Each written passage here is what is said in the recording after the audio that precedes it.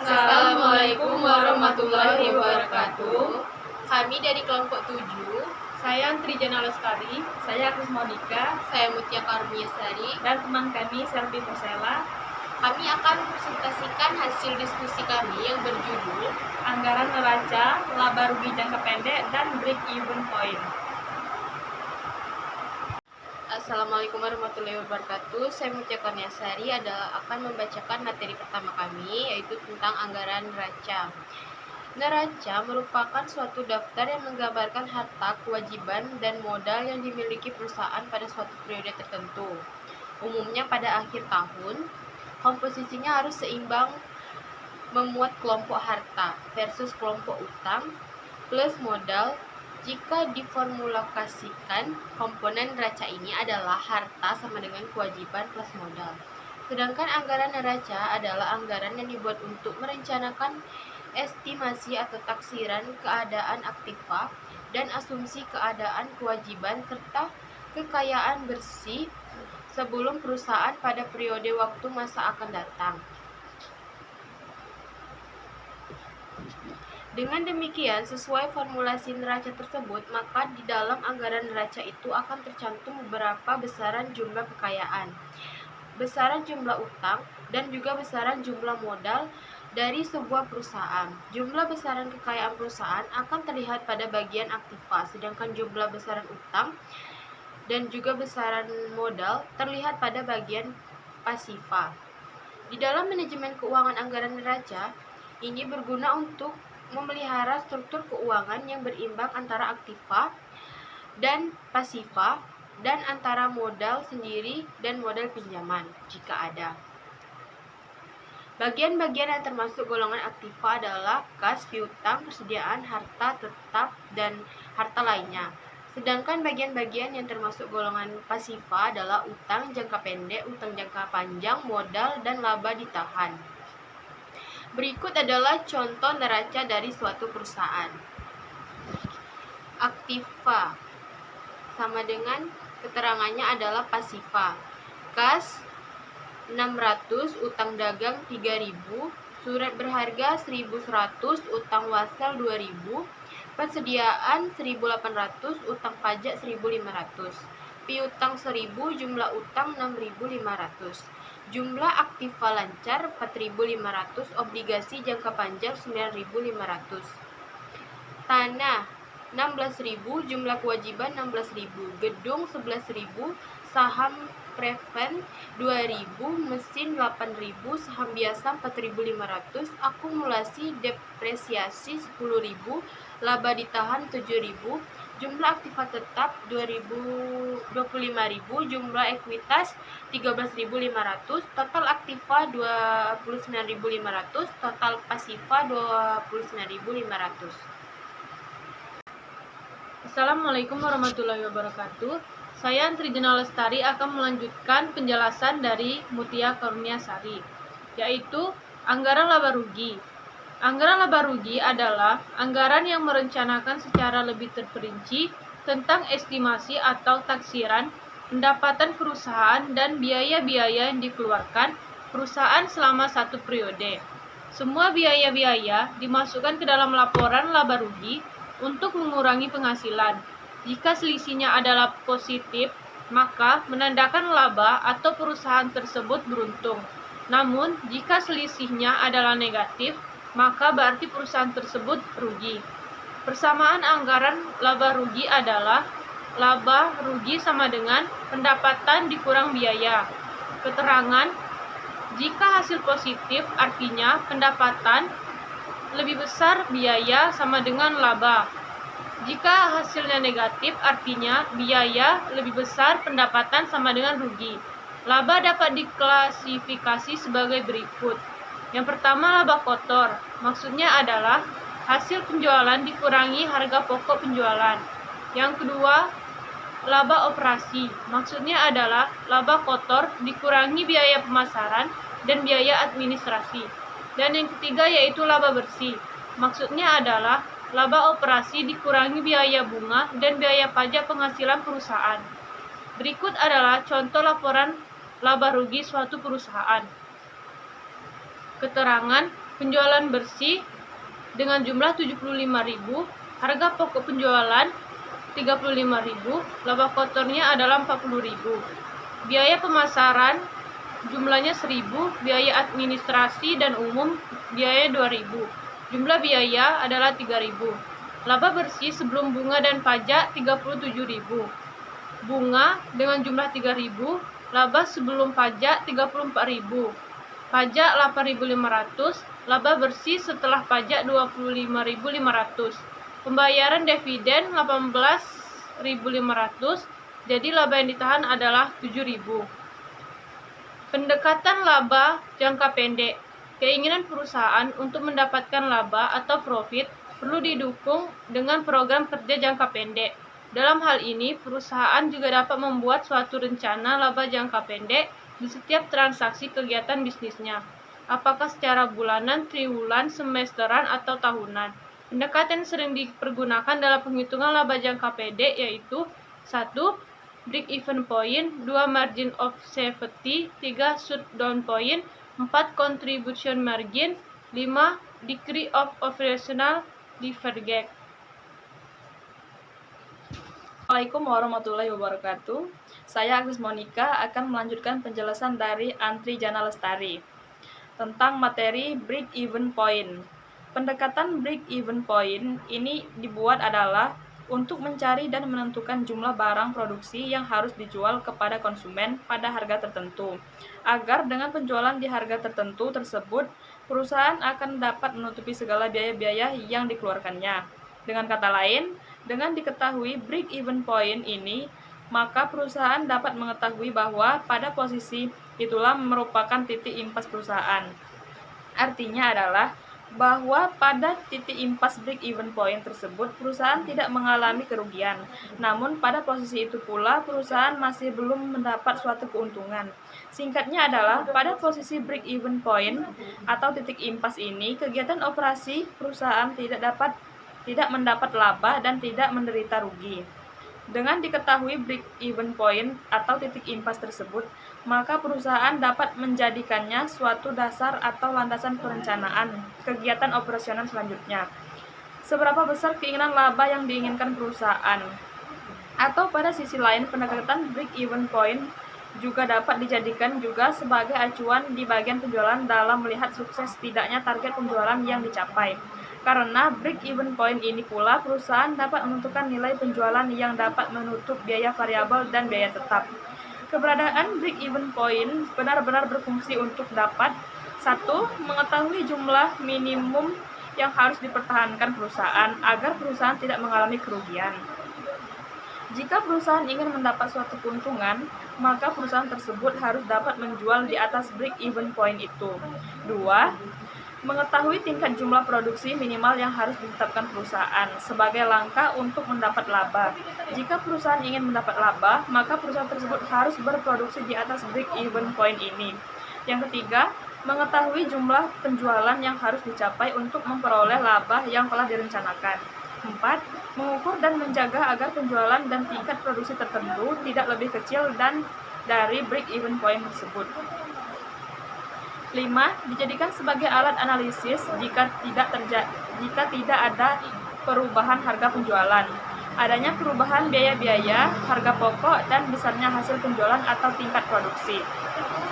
Namun demikian, dalam perhitungan analisis break-even point, ini berlaku suatu asumsi bahwa 1. Perusahaan harus dapat memisahkan biaya-biaya yang dikeluarkannya ke dalam bentuk variable cost dan fixed cost. Jika tidak dapat dipisahkan, maka perusahaan sulit untuk mendapatkan hasil break-even point-nya, karena rumus break-even point tersebut memisahkannya. 2. Selama periode analisis break-even point ini dilakukan, harga jual per unit produksi perusahaan tidak mengalami perubahan yang berarti tetap atau konstan. Yang ketiga, analisis break-even point hanya untuk perusahaan yang memproduksi satu macam barang saja. Jika perusahaan memproduksi banyak macam jenis barang, penimbangan penghasilan masing-masing barang harus tetap. Cara menghitung besaran break-even point dapat menggunakan pendekatan matematika sebagaimana rumus pendekatan matematik. Break-even point dalam kurung unit sama dengan FC per P dikurang VC. Break even point dalam kurung rupiah sama dengan FC per 1 dikurang TVC garis miring S. Keterangan FC fixed cost, VC variable cost, S sales VC variable cost per unit, P price per unit. Simulasi break even point. CV Gaya Media mendapat orderan mencetak buku penganggaran perusahaan sebanyak 5.000 unit buku dengan harga jual Rp 50.000 per unit. Data biaya operasional adalah sebagai berikut. Yang pertama, fixed cost. Biaya sewa kantor Rp 30 juta ditambah biaya pengusutan Rp 25 juta ditambah biaya gaji tenaga ADM Rp 20 juta dibagi total fixed cost Rp 75 juta. Yang kedua, variable cost. Bahan baku Rp 35 juta ditambah biaya tenaga kerja langsung Rp 45 juta, biaya listrik Rp 10 juta ditambah biaya overhead 25 juta ditambah biaya distribusi 15 juta dibagi total variable cost Rp 130 juta. Penyelesaian. Kapasitas produksi 5.000 unit, harga jual per unit Rp 50.000, total penjualan 5.000 unit dikali Rp 50.000 sama dengan 250 juta. Biaya tetap per unit sama dengan 75 juta dibagi 5.000 sama dengan Rp 15.000 per unit. Biaya variabel unit sama dengan 130 juta per 5.000 sama dengan 26.000 per unit. Untuk mencapai break even point dalam unit adalah biaya tetap dalam kurung unit sama dengan TFC per P dikurang VC. Break even point unit sama dengan 75 juta dibagi 50.000 dikurang 26.000 sama dengan 3.125 unit. Jadi, titik impas untuk kembali pokok break even point perusahaan CV Gava Media harus menjual sebanyak 3.125 unit buku. Budgeting perusahaan, koperasi, dan simulasinya. Mencari break even point rupiah. Break even point rupiah sama dengan TVC per 1 dikurang TVC per S. Break even rupiah 75 juta dibagi 1 dikurang 130 juta dibagi 250 juta sama dengan 156 juta 250 ribu. Jadi titik impas untuk kembali pokok break even point perusahaan CV Gava Media harus mendapat omset sebesar 312.500.000. Saudara dapat membuktikan kedua hasil tersebut di atas adalah break even point sama dengan unit break even point dikali harga jual per unit Rp 156.250.000 sama dengan 3.125 unit dikali 50.000. Baiklah, perkenalkan saya Selvi Persela. Saya akan melanjutkan materi dari teman saya sebelumnya. Materi yang pertama yaitu tentang margin of safety. Margin of safety adalah informasi mengenai sampai tingkat berapa perusahaan boleh mengalami penurunan penjualan, namun perusahaan tersebut tidak mengalami kerugian. Semakin besar margin of safety, maka makin besar pula perusahaan dapat memperoleh laba. Maka makin baik pula kondisi perusahaan itu. Karena jika terjadi persaingan harga dengan kompetitor, perusahaan tersebut akan sedikit lebih leluasa dapat memainkan penurunan harga yang cukup jauh. Kata yang lebih sederhana dalam mengartikan margin of safety adalah jumlah maksimum merupakan nilai penjualan.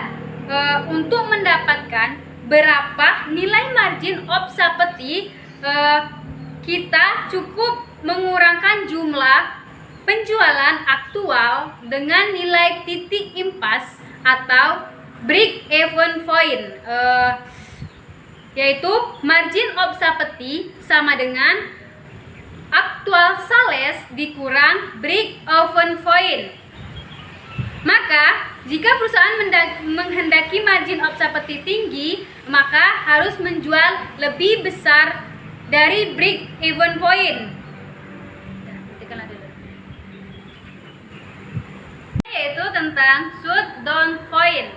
Selain informasi break even point dan margin of safety yang telah dibahas sebelumnya, perusahaan juga perlu mengetahui shutdown point, atau dapat diartikan titik penutupan usaha.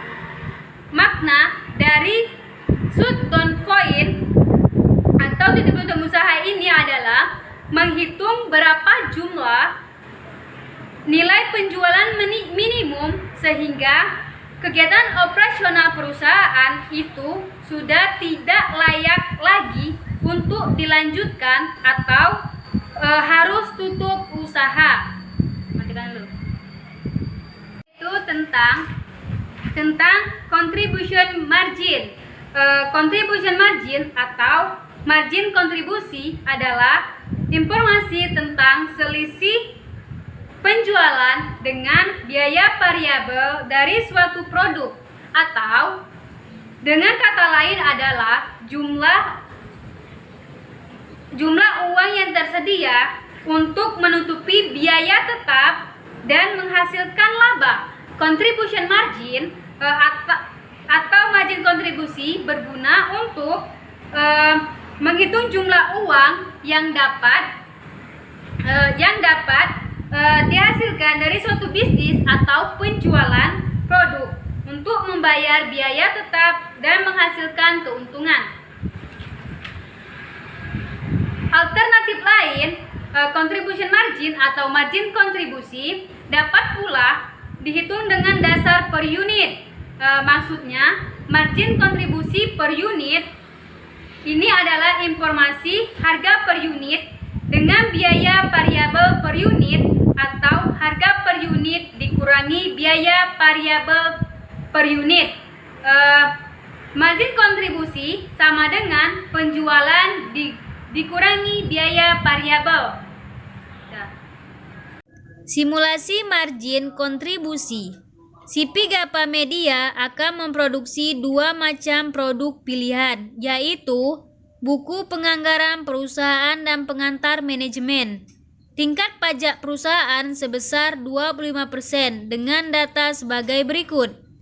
Keterangan penjualan, penganggaran perusahaan 5.000 unit, pengantar manajemen 5.000 unit, harga per unit, penganggaran perusahaan 50.000, pengantar manajemen 50.000, keterangan variable cost per unit, penganggaran perusahaan 26.000, pengantar manajemen 30.000, keterangan fixed cost, penganggaran perusahaan 75 juta, pengantar manajemen 70 juta, keterangan bunga, penganggaran perusahaan 5 juta, pengantar manajemen 10 juta. Hitunglah margin kontribusi masing-masing produk CP Gapa Media tersebut. Penyelesaian, margin kontribusi sama dengan penjualan dikurang biaya variabel. Maka perhitungannya adalah sebagai berikut. Keterangan penjualan 250 juta pada penganggaran perusahaan, 250 juta pada pengantar manajemen, dikurang variabel cost 130 juta pada penganggaran perusahaan, 150 juta pada pengantar manajemen.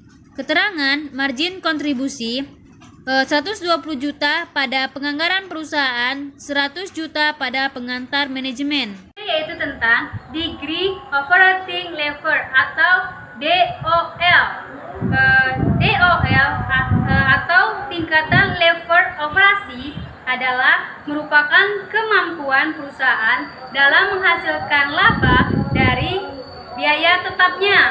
Pada tingkat lever operasi ini bertujuan untuk perencanaan dan pengendalian keuangan dalam bentuk informasi tentang presentase perubahan laba operasi sebagai